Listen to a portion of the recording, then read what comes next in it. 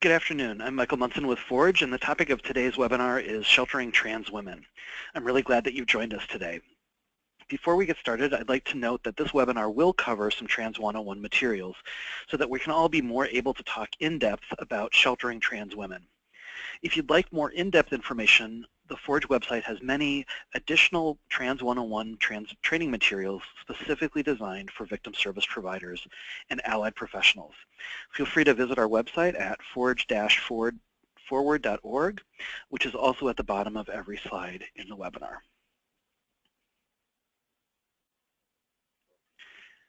Many of you who have been on Forge's webinars before or have been in one of our live trainings have seen this slide in the past. We know that we don't hear often enough that we need to take care of ourselves, and that includes trainings like this. Please know that it will be recorded and you can have ample opportunities to come back to the recording when you're more able. We also know that some of you are on call or may need to step away from your computer for a variety of reasons. So again, know that it's recorded and you can listen back at any point in time. This webinar with the other 50+ hours of archived webinars on our website is made possible by the Office on Violence Against Women. We're grateful for their continued support in allowing us to bring this trans-focused material to you. Let me start a little bit with telling you who Forge is. Forge is a transgender organization that is 100% funded to focus on anti-violence issues related to transgender and non-binary survivors of sexual assault, domestic and dating violence, and stalking. We were founded in 1994, so this marks our 22nd year. Although we're headquartered in Milwaukee, Wisconsin, our work is national. Approximately 75% of our time focuses on working with victim service providers, providing training and technical assistance. The remaining 25% of our staff time and effort is spent working directly with trans and gender non-binary survivors and loved ones. Our role as a technical assistance provider has allowed us to directly see key continued and emerging challenges many agencies are experiencing in serving survivors of all genders. Our work is rooted in two foundational principles: being trauma-informed and empowerment-focused in all the work we do, both with survivors and with victim service professionals. We are also guided by research and evidence-based strategies, but are highly aware that when working with marginalized populations, sometimes the most successful solutions are charting new territory and creating new best practices. We have a long history of crafting dynamic in-person, remote access, and print-based training materials in ways that are highly accessible to many victim service providers, as well as many different learning levels and learning styles. We're here to support you in the work that you do and to support you in working with trans and non-binary survivors. Some of what we have to offer is, again, over 50 hours of archived webinars, which we'll be adding to in the future, fact and tip sheets that are quick reference guides. Most of them are 2 to 3 pages long, longer written materials with in-depth information, guides for trans survivors and loved ones, and direct one-on-one technical assistance and on-request trainings. We also support you in working with trans clients by having an active presence on 3 social media platforms. We encourage you to like us and follow us so that we can share trans-focused work with you, so that we can connect with you and learn from each other. You can find us on Facebook and Twitter and Instagram. If you're live tweeting as you watch, we encourage you to use the hashtag of #TransShelter and tag us in your posts. On today's webinar, you'll be hearing more from me, Michael Munson, Forge's Executive Director and Primary Trainer, as well as Laurie Cook-Daniels, Forge's Policy and Program Director, as well as our main writer. We're also pleased to bring onto this webinar our newest team member, Ashley Altadonna, who is our Community Organizer and Project Coordinator. We're also glad to have all of you here with us today. Let me give you a little bit of an outline of what we're going to cover today. We'll start out with a portrait of trans women, so a little bit about who trans women are. We'll then transition to talking about intake and placement into shelter. We'll move on then to talking about safety, privacy, and confidentiality concerns. And then we'll offer 3 fairly brief examples that kind of highlight and pull all together the information that we've covered so far. And then we'll move on to talking about confronting bias and creating an environment of respect. And we'll close out with some resources and reminders. And at this point, I'm going to turn things over to Ashley, who will talk about who trans women are. Thanks, Michael. So I'd like to share with you all some reminders of who trans women are so we can all hold some common concepts of who we are talking about today. Vanita Gupta, the head of the Civil Rights Division, very succinctly said, transgendered women are women. They live, work, and study as women. Today we're going to spend the majority of the time talking about trans women who have or want to transition to living as female. In other words, women who were assigned male at birth who are now living as women or who identify as women. We'll spend a bit of time talking about trans women who may be at early points in transition or prior to transition, and the implications that may have for sheltering these women. We know that people don't fall into neat divisions and boxes. We recognize that many trans folks may identify as feminine but not as women, or as trans women instead of women without the trans modifier, or any number of variations of gender identity and gender expression. We also want to be very clear from the beginning that trans women are just one segment of the trans community. In another webinar, we will be focusing on trans men in shelter, and in another on individuals who are non-binary or gender non-conforming in shelter. These three subgroups within the trans population, trans women, trans men, and non-binary individuals, cannot fully capture the richness of identity and experiences that trans people embody. We're making these distinctions here because we know that the majority of you will encounter trans people that fall into one of these large and diverse groups. We also trust that you will, like you do with every survivor, treat each person as an individual, unique in their story, history, experiences, and needs. So we don't know exactly how many trans people there are, since not everyone would identify themselves as trans on a survey or census. Similarly, the studies that have been done all have different determinants for who is trans and who is not. The Williams Institute out of the UCLA estimates that 0.6% of the population is transgendered, while other researchers like Lynn Conway and many others believe that 1% is a more accurate number. Approximately half of trans people are assigned male at birth and half are assigned female at birth. In the very large recent U.S. trans survey conducted by the National Center for Transgender Equality, 33% of their respondents identified as transgendered women. If we take the total United States population, multiply it by 1%, the number of trans people in the country, and then multiply it by 33%, we end up with just over 1 million people identifying as trans women. So trans women may take many different paths to live their authentic lives. Not all trans women will transition, but the U.S. survey revealed that 68% of trans women have transitioned, while 29% want to transition someday but have not yet, and 3% are not sure if they want to transition or not. The majority of these actions that trans people may take fall under these three categories: social, medical, and legal. So let me just give you a brief examples of each of these categories. Some trans women may be out to their family and friends. Some may be living in their affirmed gender at work and school. Some may be engaged with their faith community or other social activities in the gender that they're most comfortable with, as women, as female, or in more feminine expressing ways.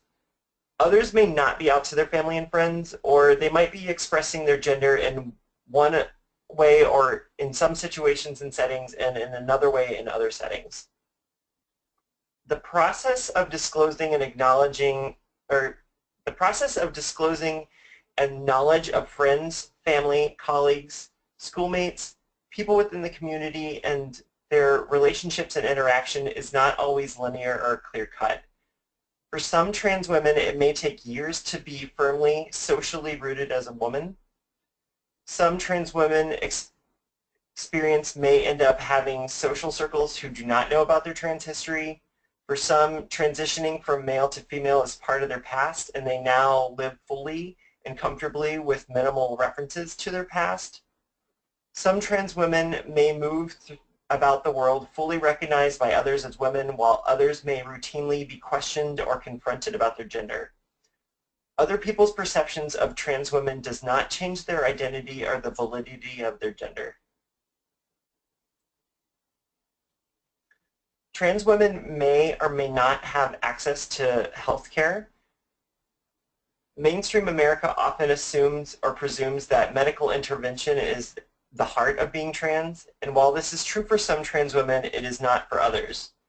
Trans women may have limited financial access to medical care, or they may be fearful of engaging with providers due to past negative experiences or from what they know of others in the trans community who have had negative experiences. For trans women who pursue medical transition, some use hormones, namely estrogen, progesterone, and spironolactone, which is an androgen blocker, to feel more aligned with their gender and to create a more typically feminine appearance.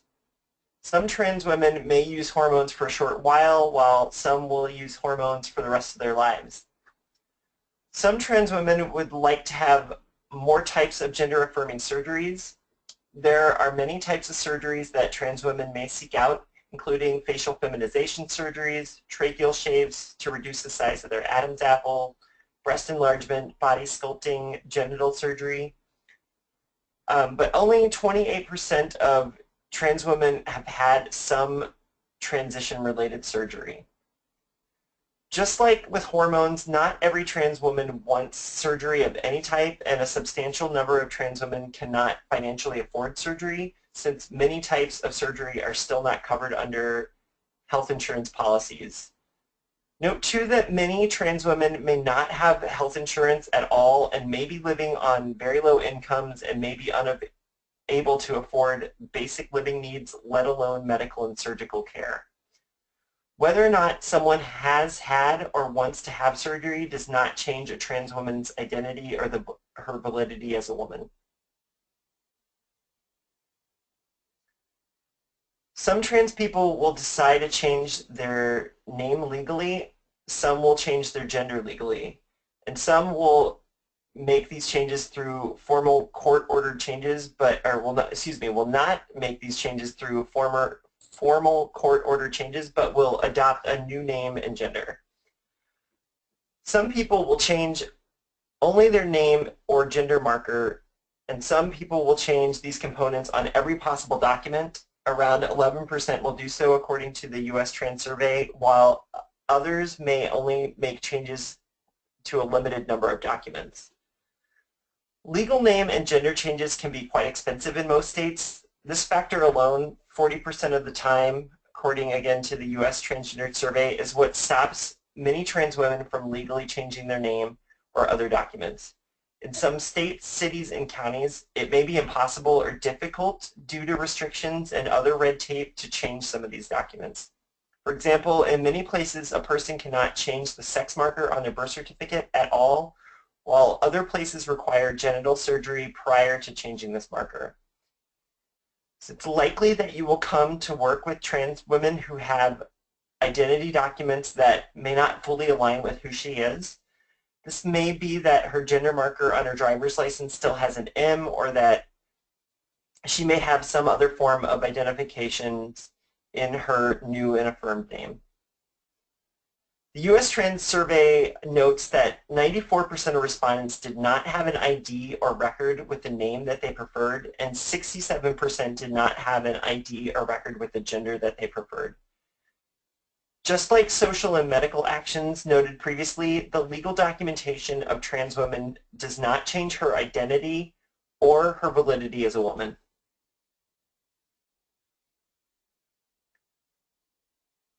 Some other considerations of who we're discussing today, adults. So in this webinar, we are going to stay focused primarily on adult trans women.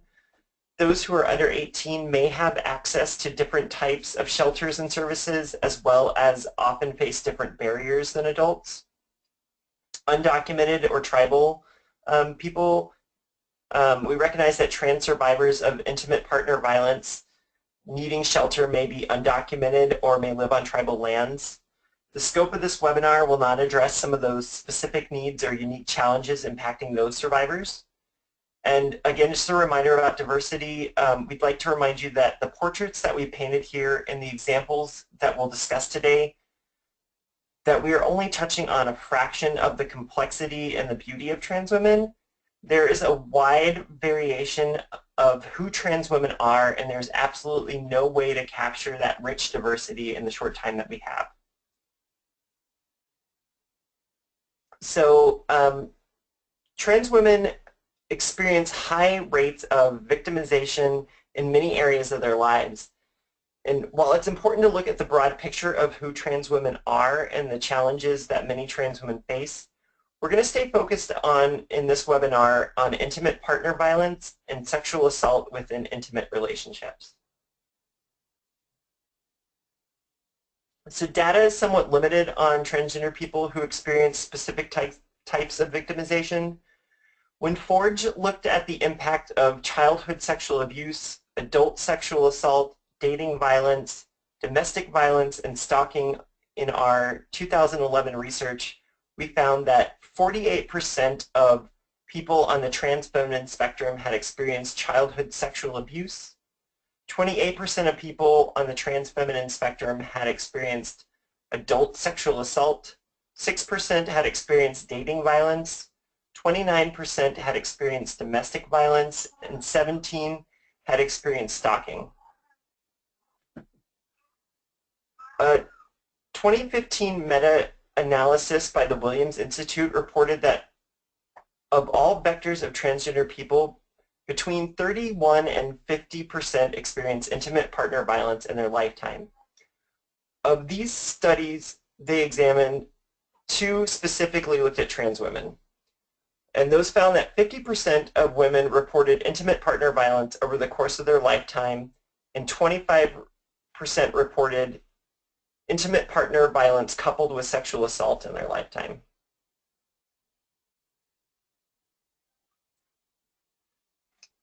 Similar findings were confirmed by the recent U.S. Trans Survey, reporting that 54% of their large sample of trans people had experienced some form of intimate partner violence. And Lori is going to share some reminders about violence against the Women Act in non-discrimination conditions. Thank you, Ashley.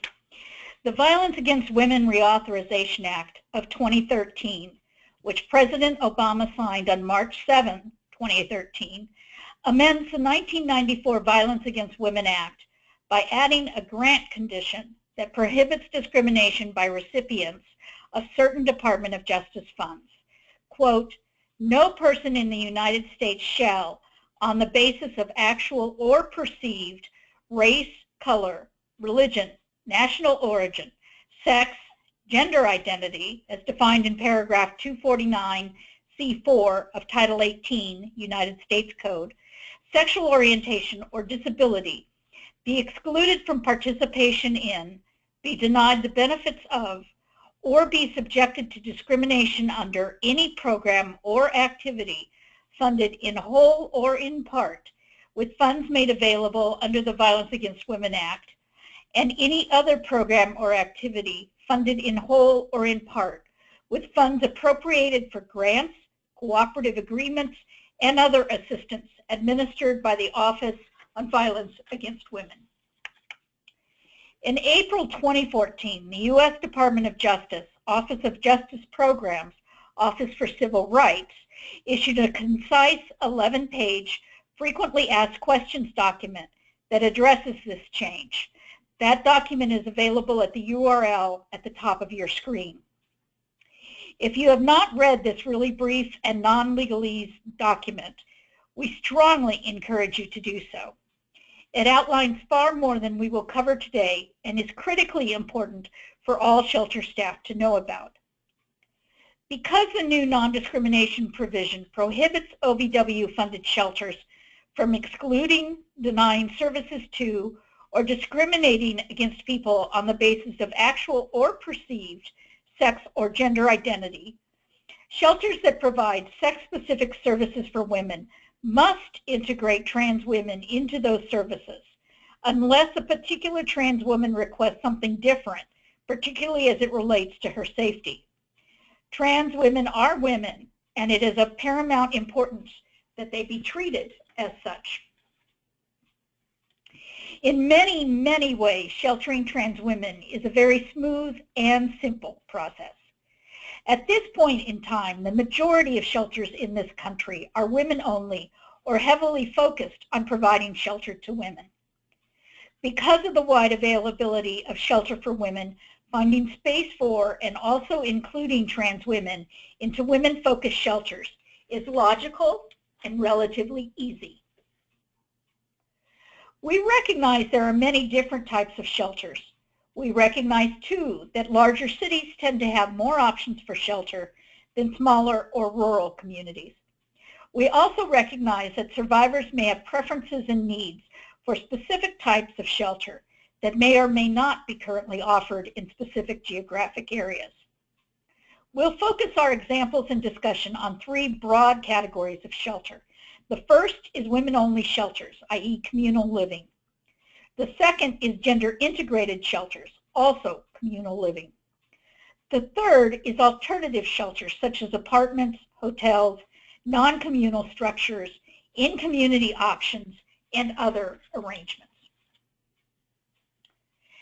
As stated before, trans women are women and should be treated as such every step of the way. That said, trans women have needs that are particular to being trans, and these needs begin immediately with intake and placement.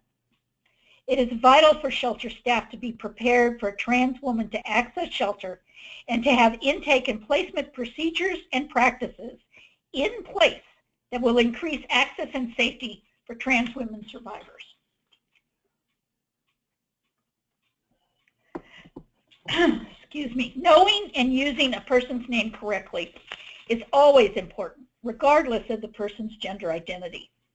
This is particularly true of transgender people, who often experience others refusing to use their correct name or using their former name on purpose as an abuse tactic. Correct pronouns are similarly necessary. A best practice is for providers to share their own name and pronouns when introducing themselves, and then invite survivors to share theirs. For example, at our agency, we strive to treat everyone with respect and not make assumptions, so we asked everyone for their name and pronouns. My name is Jan, and the pronouns I use for myself are she and her. What name and pronouns should we use when addressing you and referring to you? It is important for providers to use this type of introduction with every resident, not just the ones who identify themselves as trans, since it is not always obvious from looking at someone whether they are trans or not. If a survivor is unclear about what you mean by pronouns, offer the examples of she, he, or they. Similarly, if she questions why you are asking what name to address her by, offer that some people, for example, prefer to be called Mrs. Smith, while others prefer Betty, or some people prefer Chris to Christina. It is also important to note that learning someone's pronouns does not necessarily tell you what their gender is. Knowing that someone uses she and her doesn't necessarily mean that the person identifies as a woman. And knowing that someone identifies as a woman doesn't necessarily mean that the person uses she and her. The important thing is that providers use the pronouns that a survivor states and correct themselves and others if they make a mistake. If you hear a person of any gender identity or history refer to themselves in a way you did not expect, check in with them about what terms they use, and use those terms in your conversations with or about the individual. This mirroring is deeply affirming to the survivor, since it indicates they have been heard and their self-definition is respected. We're going to talk about some reminders of what not to ask. The Department of Justice's frequently asked questions document is clear. Shelters cannot require trans women to either produce more documents than other residents must provide, or ask them about their anatomy or their medical history. When a trans woman survivor presents her identification documents, her documentation markers, for example, the name or gender on her driver's license, birth certificate, or other identification, may or may not align with her gender identity or visual appearance. Keep in mind the data we shared earlier. 49% of trans people do not have ID with their preferred name, and 67% do not have ID with their correct gender. So if you are performing an intake with a survivor who has described herself as a woman and/or who appears to you as a woman, but her driver's license or other documentation shows a male gender marker and/or name, don't be surprised. Also, don't challenge her right to identify herself as a woman. If you are ever in a position of seeing that a survivor's documentation doesn't seem to match what you might have expected, it's a good opportunity to check in by saying, I want to make sure I'm treating you respectfully. I also want to assure you that we are very careful to protect the privacy and confidentiality of personal information for all residents. Does this match the gender you want to be treated as here? If not, how would you like me to handle the privacy of this information? It is possible that a person you thought looked like a man actually identifies as a woman, or vice versa. When it comes to trans women, how they identify, not how they look to you, is what is important, particularly when it comes to placement in gender-segregated services. The bottom line is a person's gender is what they say it is. Ashley is now going to discuss some placement and safety issues with us. Thanks, Lori. The criteria for placing trans women in a shelter is very clear. A trans woman's stated gender identity is all that's needed to place her in the women's section of a sex-segregated shelter. In other words, if a survivor says, I am a woman or I am a trans woman, she should be treated as a woman and given access to all services available to women and housed in the women's section of a sex-segregated shelter, if applicable. As with all other women entering shelter, she should be believed and not required to provide burdensome documentation or ask invasive questions to prove who she is. The Department of Justice Frequently Asked Questions document offers this guidance. A shelter that operates as a sex-segregated or sex-specific program should assign a survivor to the group or service which corresponds to the gender with which the survivor identifies. With the following considerations.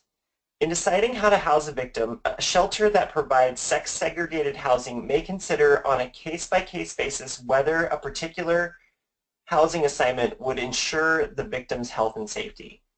If there is a choice of a gendered facility or all-gender shelter or space, ask the survivor which options she would prefer and feels safest to be housed in and respect her request. Remember, a trans woman should not be asked about her body, for example, if she's taking hormones or if she had surgery of any type, or other invasive questions such as how long she's been living as a woman or whether she presents as a woman full-time. Whichever housing request a trans survivor makes should be trusted as the choice that will keep her safest and most secure. We know that all shelters work incredibly hard to create environments that are safe as possible for all shelter residents. The Department of Justice Frequently Asked Questions section says about safety that the Department of Justice should specifically address transgender victims and the issues of their safety in their guidance. They note placement should be made on a case-by-case basis whether a particular housing assignment would ensure the victim's health and safety. Also, a victim's own views with respect to personal safety deserve serious consideration. The shelter should ensure that its services do not isolate or segregate victims based on actual or perceived gender identity. Trans survivors may additionally have layers of concern regarding their safety, and it may extend beyond safety from their abusive partner. Based on the U.S. Trans Survey, 28% of trans women who went to a domestic violence shelter where staff knew or thought that they were transgender experienced mistreatment of some kind. Because you are on this webinar, we trust that you, like us, want to see that 28% go down. So here are some things that a trans woman might have concerns about when entering a shelter. She may be worried that she will not have adequate bodily privacy. So everyone prefers to have ample privacy when dressing, bathing, or toileting. A trans woman may have added layers of concern since she may fear that others might already be scrutinizing her gender. She may also use specific devices or items that may inadvertently disclose her trans history. So for example, many trans women wear wigs and otherwise have limited hair on their head without a wig to help create a more feminine appearance. Some trans people snore, and this may be particularly concerning for trans women who might be rooming with another woman, since their snore may be deep and raise questions for her roommate. She may also be concerned about any facial hair and may want or need to have some early morning privacy to shave and apply makeup before others see and interact with her. She may think that her information about her gender, history, body, name, or medications will be disclosed without her consent. And while all information about shelter residents should be kept confidential, the fears that she has about information becoming accidentally disclosed may be high. She may also be concerned about how staff will respond to other residents if questions come up about her gender and what staff will say or not say. She may worry what others will think if she's being given preferential treatment if she's placed in a single occupancy room while everyone else has a roommate. She may worry that others will guess her gender history or ask questions of staff of why she has a single room. She might fear that she will be assaulted, harassed, or discriminated against because of her transgender status or history, including being treated as though she is not really a woman or may be challenged about whether or not she is woman enough. High percentages of transgender people experience daily harassment and discrimination in nearly all parts of their lives. So it's logical that a trans woman in a shelter may be concerned about that daily reality extending into the shelter as well. If she overtly expresses concern, it's a great time to reinforce that your shelter doesn't tolerate bias, discrimination, or abuse and will do everything possible to create a safe environment for her and for all residents. So proactively helping survivors who are trans women understand the culture and expectations of your agency, as well as addressing their specific concerns, will be essential in making sure that they feel as comfortable as possible, will be treated with respect, and will be as safe as possible while in shelter.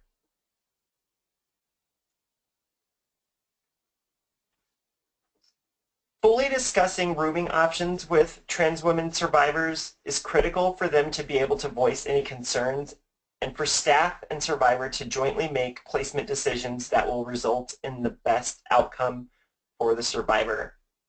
So you may need to problem solve as needed. Shelter staff should discuss and problem solve potential issues with a trans woman survivor if either side has concerns about her safety. Many concerns can be addressed with a little pre-planning.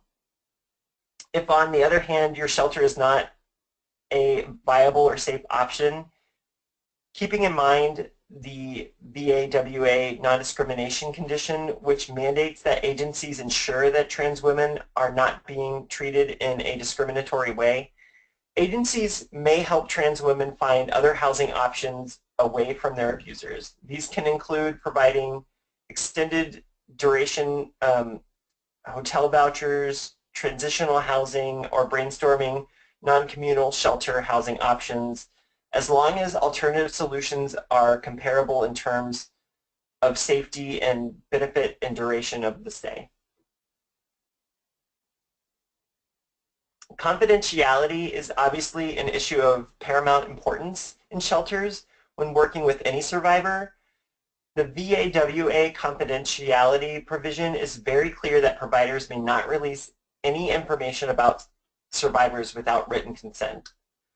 Shelter staff are accustomed to maintaining strict confidentiality and privacy of shelter residents. It's easy to forget that some pieces of personal information should also fall under this confidentiality practice, and transgendered issues may be new to shelter staff.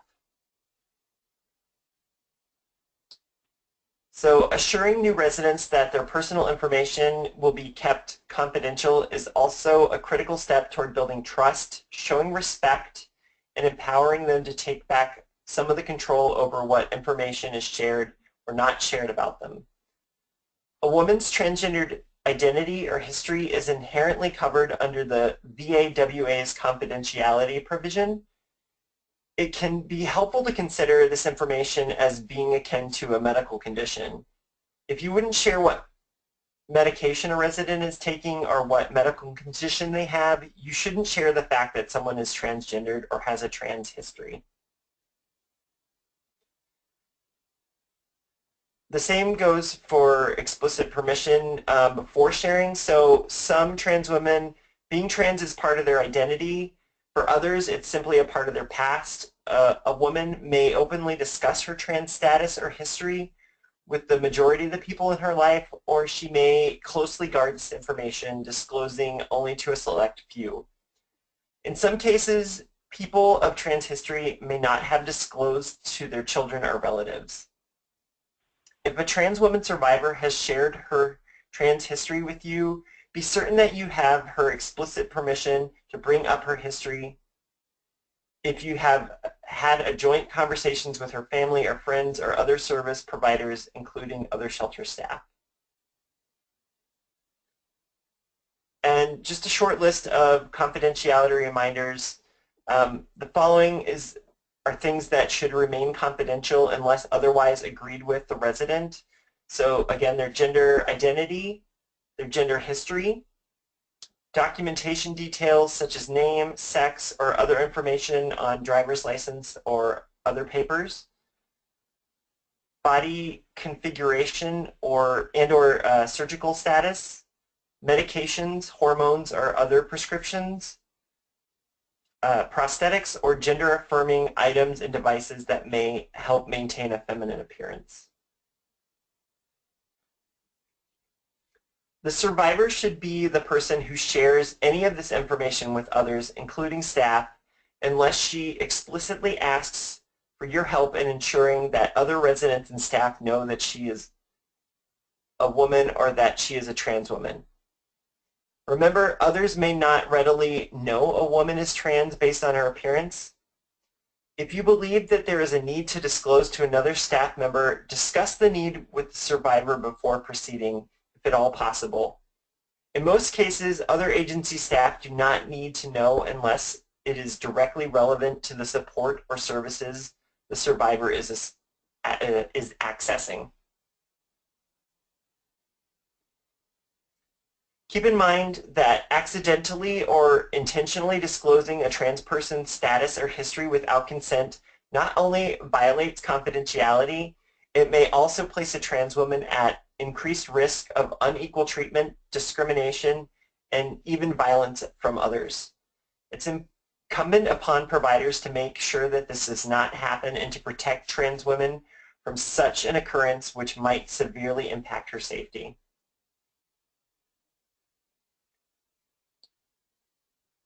So if someone asks, if a resident or even if staff asks whether or not about someone's trans history or status, it's critical to keep in mind the privacy rights of all residents within the shelter. All questions about residents' private confidential information should be handled in parallel ways. For example, it might be a shelter's policy to say We consider the personal history of all of our residents to be private information. It is up to each resident to determine how much information about their past or present they choose to share, if any. Some people may be more assertive and ask very personal questions. For example, does Joan have a penis? These questions may need a stronger response, reminding the person asking that it is not appropriate to ask about anyone's genital or medical history. At this point, I'm going to turn things back over to Lori, who will address trans-specific considerations and daily living in a shelter. Thank you, Ashley. Frequently, shelter staff and management are concerned that housing transgender survivors will cost a substantial amount of money or will require many logistical shifts. The reality is that most shelters can make very minor adjustments at very minimal or even no cost that allow them to effectively and respectfully serve all survivors, trans and non-trans. One all-gender shelter told Forge, "We were afraid we were going to have to change all of our service models, and in reality, we didn't. We had to tweak things a bit, but working with survivors is working with survivors." That was a big learning experience for us. Since many shelters have shared rather than single rooms or a limited number of single or family housing options, many people will have a roommate. A trans woman's shared room assignment in an all-gender shelter should be based on her self-identification and her own understanding of where she will be safest, not on her surgical status, in other words, her body, or documentation markers such as the name or gender on her driver's license. In both women-only facilities and all-gender shelters, staff should discuss with the trans survivor whether she is concerned about any safety issues, unnecessary hardships, or other concerns in placing her with a roommate. Since some shelters do have single rooms available for individuals who have medical or mental health conditions, sleep disorders, or other disabilities, staff and resident may decide that a single room is the best option. Additional safety measures might include placement near the overnight staff's desk or office to provide an added level of comfort. Whatever decision is made, it should be made with the full involvement of the trans survivor and should never be imposed upon her against her wishes. Getting dressed may be more involved for some trans women than simply putting on their clothes. Some may need additional levels of privacy and time to get ready for their day. For example, many trans women will spend more time closely shaving their face if they have not had electrolysis and applying makeup. For many women of trans history, makeup is not an optional accessory, but instead is something that helps define them as women and allows them to present their body in alignment with their female gender identity. It also provides a level of safety from the disproportionate violence experienced by people who are seen as deviating from gender rules or norms. Some trans women may use breast forms, wigs, or gaffing devices to achieve a more feminine appearance. These items are very personal and sensitive. Disrobing at bedtime may also pose some unique challenges. For a trans woman who is dependent on a wig, for example, she may be hesitant to take her wig off before bed if she is rooming with another resident. Her wig may be a primary component of appearing feminine, and its removal may disclose her trans identity to her roommate or staff who see her without it. Shelter administrators and staff should consider incorporating room dividers or dividing curtains to afford more privacy between beds and areas where residents may be disrobing. Dividers should be placed in all shared rooms so that all residents are treated equally. If dividers are provided only in a room housing a woman of trans history or someone with a specific medical condition, it may draw unneeded attention to that resident and may inadvertently disclose information she does not wish to have disclosed. One of the most discussed trans topics for both trans and non-trans people is bathrooms. In general, people enter bathrooms to use the toilet, wash their hands, or check the mirror to make sure their appearance is the way they would like it to be. but gender-specific bathrooms are a source of stress for many transgender people.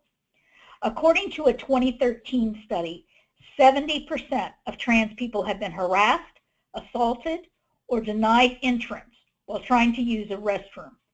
And more than half of all trans people have experienced health problems from trying to avoid public restrooms, such as dehydration, kidney infections, and urinary tract infections. More than 65% of the more than 1,000 trans respondents to a 2011 Forge study said they viewed the availability of gender-neutral bathrooms as either important, very important, or extremely important in deciding whether to access professional services such as shelter. Conversely, some non-trans people view bathrooms as a source of distress when thinking about transgender individuals. Unfortunately, there is a pervasive myth that trans people pose a risk to non-trans people in bathrooms. The reality is that the people who are most often in danger when using public or semi-public restrooms are trans people. But the myth is so pervasive that it may be one of the most difficult for shelter staff to dismantle. Therefore, Forge has gathered best practices from shelters across the country that have successfully included trans women in their programs and services. In larger shelters or housing facilities that are open to all genders, it is recommended that at least one bathroom be designated as unisex or gender neutral. A single stall bathroom is ideal, especially if it's an ADA accessible and large enough for parents and children to use together. An alternative is to leave all bathrooms unassigned, which is what this all-gender shelter did. Quote, don't label any of your bathrooms as gender specific. That way it becomes a natural cultural change for everyone. At the end of the day, it is worth the investment to make them as appropriate as needed. Privacy is so important to everyone. So if there's money to make a large community bathroom into single-use bathrooms, that would be best, unquote. All people have the right to privacy when using the bathroom. If single-stall bathrooms have a locked door, or multi-use bathrooms have stalls with doors, there should be no gender-based privacy issues. After all, household bathrooms are gender neutral. As one shelter worker commented, quote, don't overthink it. If you were on a family vacation and rented a house or a condo, and the kids brought friends, and everyone's of all ages because there are college kids, etc., you have to make the same accommodations. It's neutral territory. It's not anything more than that. In the main shelter, there are 2 bathrooms, and one was changed in 2004 to be ADA compliant. This is neutral territory too. Everyone can use it, unquote. Similar to bathrooms, shower privacy is important to most people. Women of trans history or other women with bodies that differ from the average non-trans woman may require additional privacy or more time in the bathroom to dress after they shower. If shower facilities have a locked door and or a private draped space outside of the shower in which to dress, both trans and non-trans women may feel more comfortable. One all-gender shelter recommended having staff set the "it's not a problem" tone. They said, quote, integrating bathrooms has really been a non-issue because the agency treats it like it's a non-issue. If we treated the bathrooms like they were a big deal, then clients would pick up on that and make it an issue, unquote. It is common for any survivor to enter shelter without many clothes or other needed daily supplies. Most shelters do an excellent job of providing toiletries, clothing, and other needed supplies. Trans women may need supplies that are trans-specific and essential to presenting as female, as well as vital to their safety. Note that gender-congruent clothing, toiletries, and appearance aids like wigs are often extremely important to women of trans history. Not only can they make a trans woman feel more comfortable in her own skin, but they provide safety in a world that can be very violent against people who are perceived to be breaking the gender rules. Although some women, non-trans and trans alike, prefer or don't mind wearing clothing styled for men. Asking or expecting trans women to do so can cause psychological harm. One easy way a shelter can obtain most of these trans-friendly supplies is to put them on your donation list if you have one. When requesting donations, specifically ask for larger-sized women's clothes, underwear, and bras, larger-sized women's shoes, wigs, head wraps and scarves, makeup, razors, and shaving cream. Specifying that you are requesting these items to better serve trans women will also help your agency strengthen its reputation as a place that may be a safe option for trans survivors.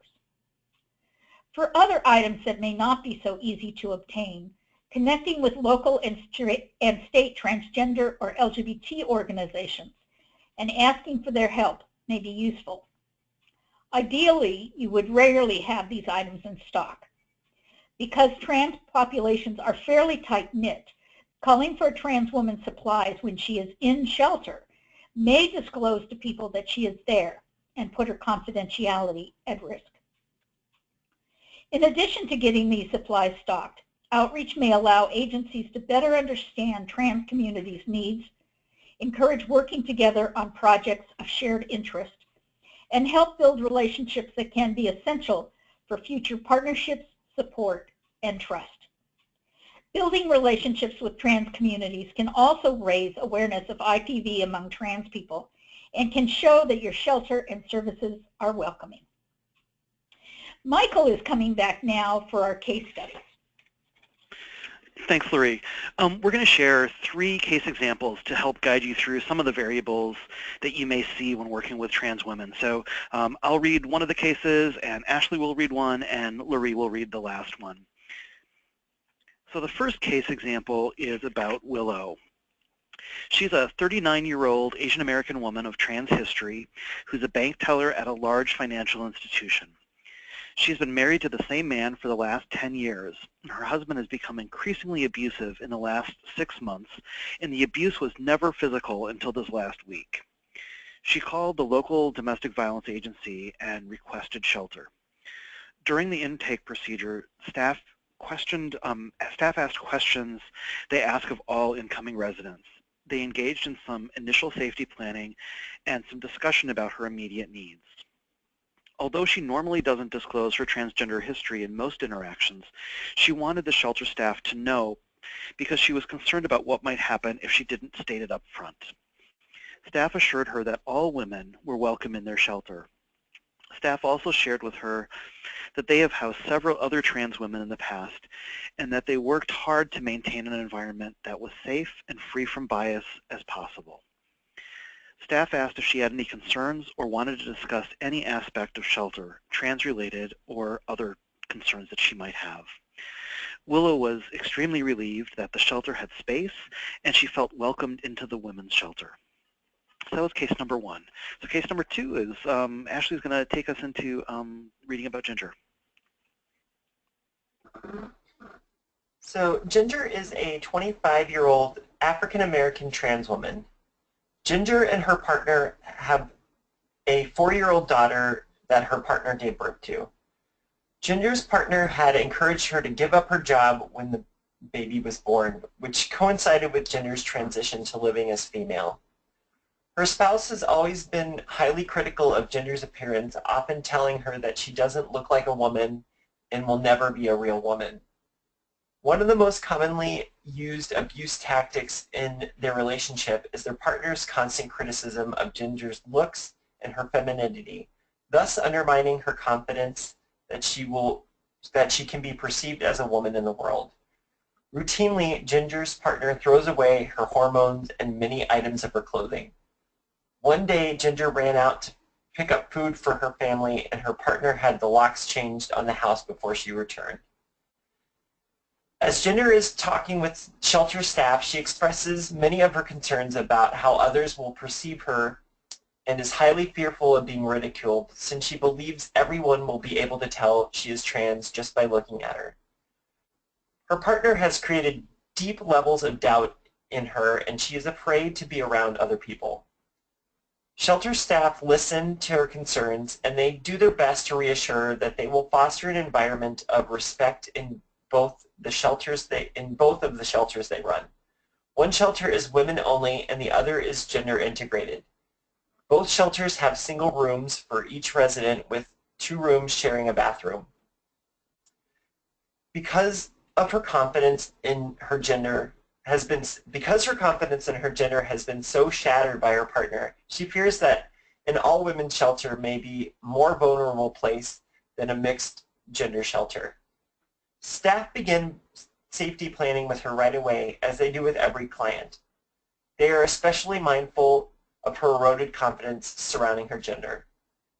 There are some immediate concerns which revolve around finding a next day change of clothes that will fit her. She is 6 foot 4 inches tall, and none of the clothes in the shelter will fit her.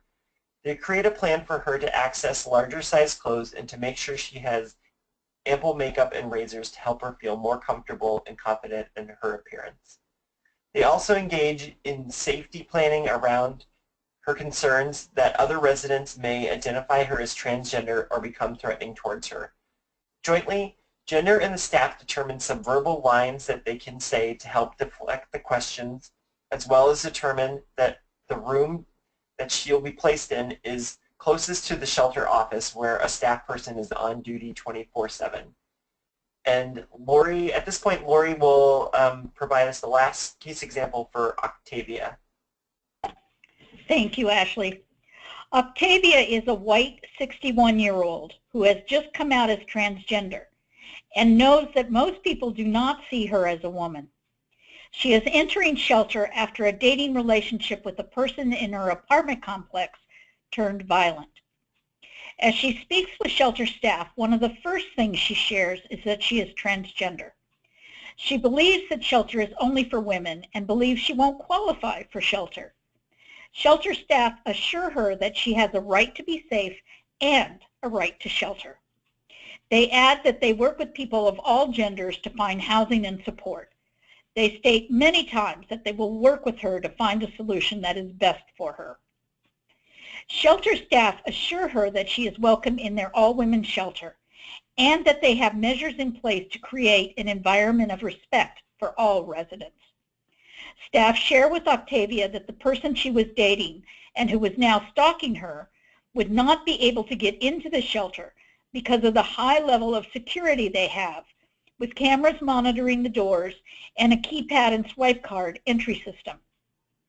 Staff notice that Octavia is withdrawing and becoming even more uncomfortable as they describe their security measures. Octavia eventually blurts out that she just cannot be locked up with other people she doesn't know. Staff quickly realize there are other issues going on in addition to her immediate shelter needs.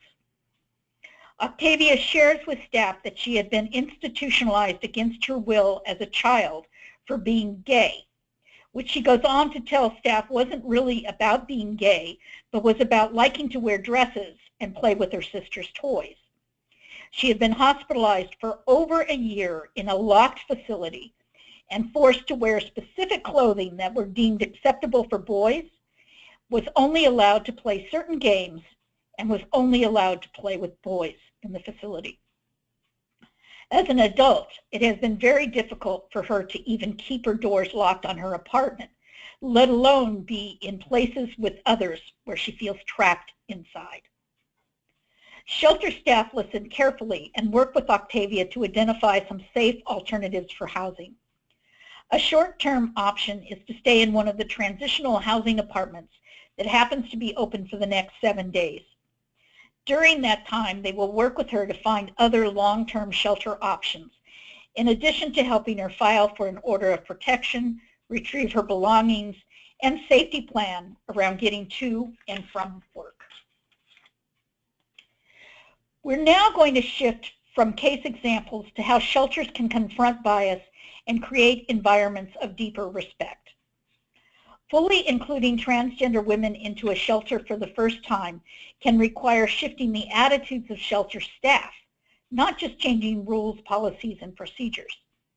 This cultural shift can take dedicated, consistent, and compassionate work, but in the end, it results in a better experience for everyone and addresses issues of inclusion that go far beyond gender.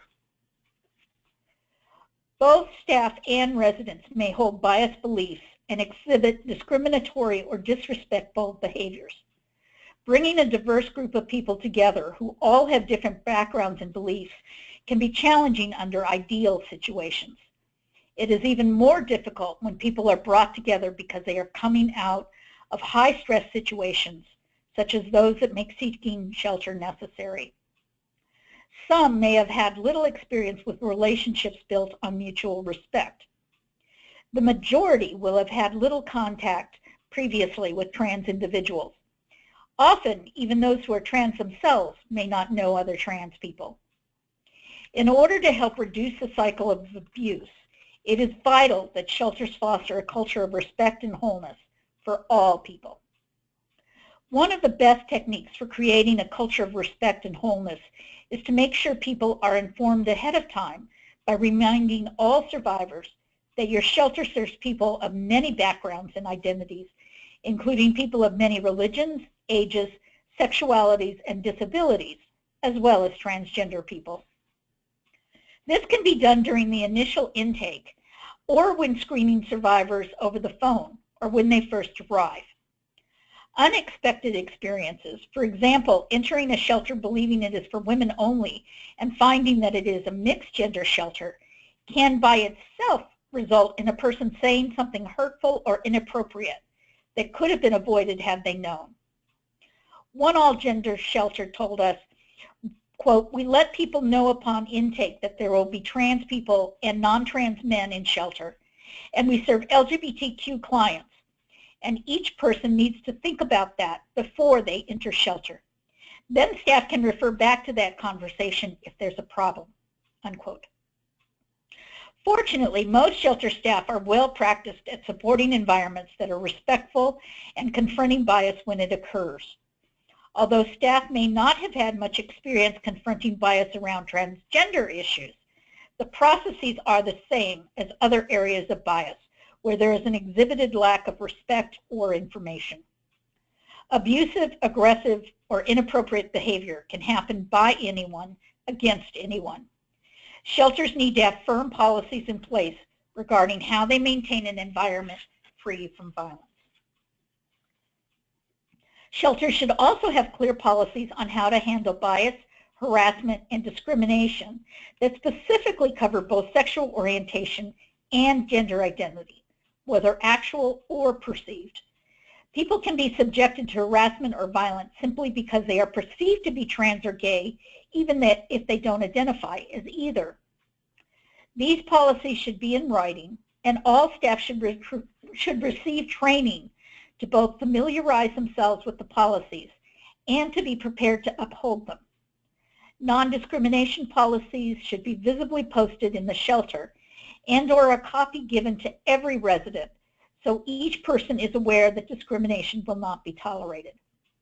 Procedures for consistently enforcing policies should also be in place, again with staff fully trained on both the expected behavior of staff and the expected behavior of residents. With regard to complaints from other shelter residents, the Department of Justice frequently asked questions document warns agencies explicitly. An agency may not make a determination about services for one survivor based on the complaints of another survivor when those complaints are based on gender identity. When working with survivors who may be biased against or lack understanding of trans women, it can be helpful to focus on the commonalities between them to diffuse tense situations and reduce biased comments and behavior. For example, both individuals are in a shelter because they need safety and a place to live. Interactions to resolve biased behavior do not necessarily need to be lengthy or punitive. Responding promptly to biased behavior, having a dialogue with each person involved, and coming to an agreement around future expected behavior can often be enough to stop the cycle of disrespect or abusive behavior. You may also want to look at our tip sheet dealing with conflict and bias in gender integrated shelters that's available on the Forge website. One all-gender shelter offered caveats about focusing too much on educating the person with the bias or misunderstanding. Quote, staff are very firm about the fact that everyone has a right to be there and be treated the same. Staff doesn't discuss the complaining person's opinions or beliefs. We just state the facts that everyone deserves safety and respect. Actually modeling respectful behavior towards trans individuals in all aspects of your organization is just as important as having clear non-discrimination policies and procedures. When staff and residents treat each other with kindness, compassion, and respect, others will generally mirror those behaviors, which results in an environment that cultivates wholeness. A commitment is required from the very top to create an environment in which everyone is respected and feels secure enough to be fully themselves. That means the commitment has to be everywhere, every day. Every person must be respected, from the board of directors, administrator, or executive director, and the shelter staff, hotline operators, and other staff and volunteers, to the kitchen and cleaning staff and the residents. This does not mean an agency has to discard hierarchies and chains of command. Rather, each person within the organization must respect and support the individuality of every other person. One shelter told us it's implicit. If you make people aware that you serve the trans community and then do everything you can to make people comfortable, make it a part of the philosophy, then it just exists. It's just like fighting. Some group homes have issues with fighting, and we don't. We are very strict about fighting, so it doesn't happen. The issue is black and white. People won't question it.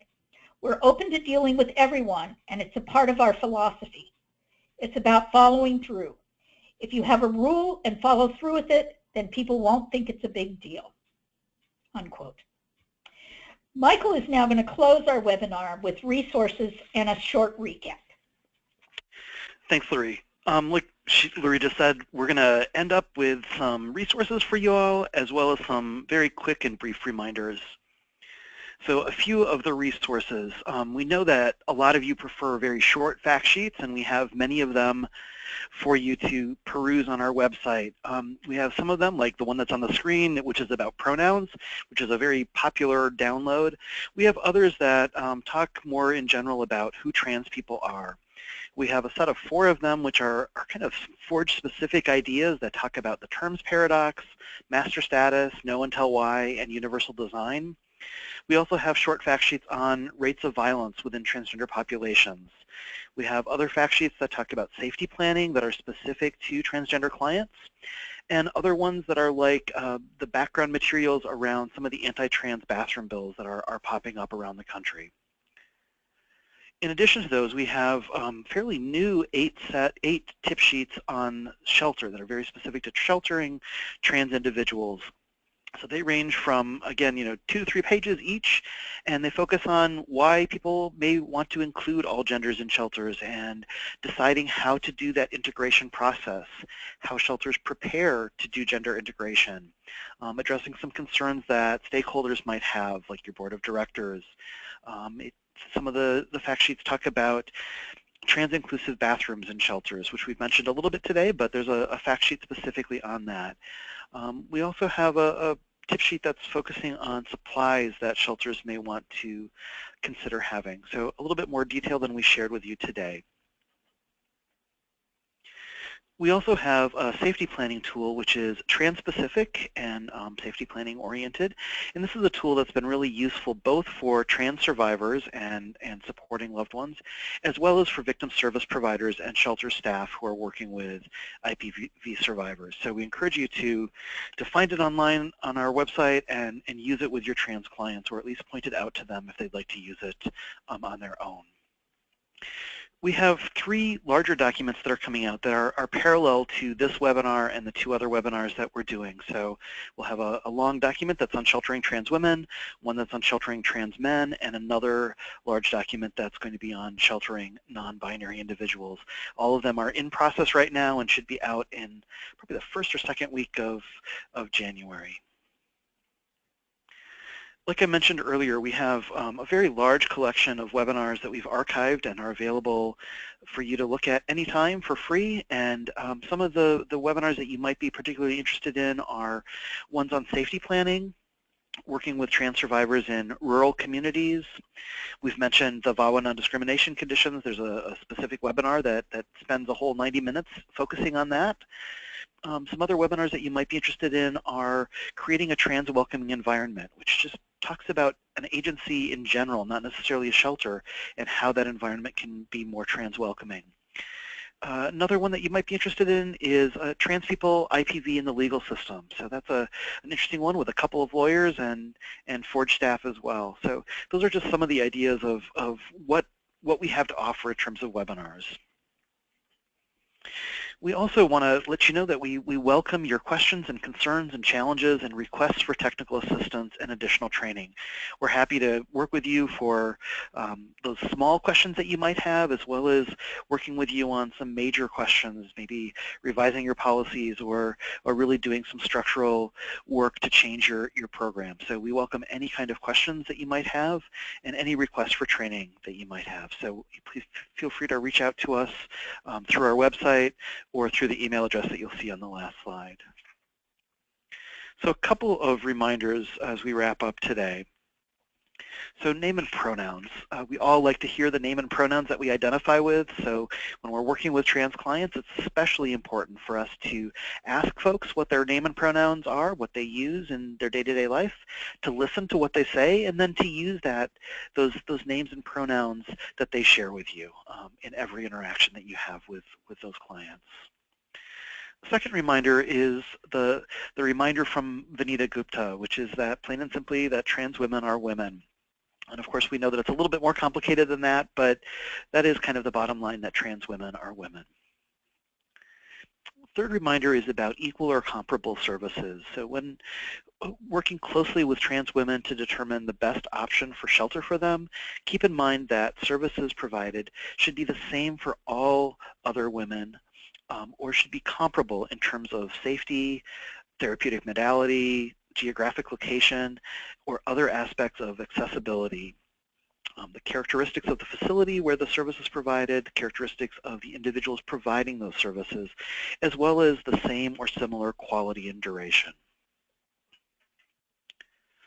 The fourth reminder is around the fact that sheltering trans women is not hard. It's not difficult. Every person brings their own set of challenges and resiliencies, and working with trans women is really no harder or no easier than sheltering anyone else. And the fifth and last reminder is that creating a culture of respect supports all survivors. As so many of you already do, you intentionally create an environment of respect, and that's really essential for survivors who have just come from an abusive relationship. As you continue to create these spaces in your everyday work, both trans and non-trans survivors will benefit and feel supported. We're really glad that you joined us today, and we welcome any questions that you might have or any comments. We feel free to email us at askforge@forge-forward.org, or find us on our website or through social media. Again, thank you for being here today and for making a difference in the lives of trans women who've experienced intimate partner violence.